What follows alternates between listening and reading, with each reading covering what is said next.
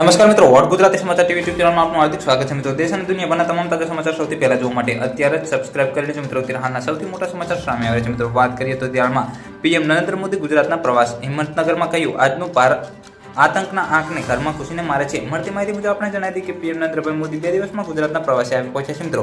PM મોદીએ બનાસકાંઠામાં ડીસાથી ગુજરાતની 25 લોકસભાની બેઠકો પ્રચંડ જીતની આશા સાથે પ્રચારના શ્રી ગણેશ કરી જનસભાને સંબોધી હતી। ત્યારબાદ આ ભાજપ સરકારના કામોના વખાણ પણ કરી કોંગ્રેસ પર પ્રહારો કર્યા હતા મિત્રો।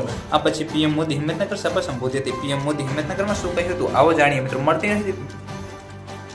માહિતી મુજબ આપણે જણાવી દઈએ કે પીએમ મોદી હિંમતનગરમાં કહ્યું હતું કે કેટલાક દશકાઓમાં સાબરકાંઠાને મારો નિકટ હતો નાતો છે મિત્રો। પેઢીઓ બદલાઈ ગઈ છે, રંગરૂપ બદલાઈ ગયા છે, પણ સાબરકાંઠાનો પ્રેમ એવો નહીં એવો જ છે।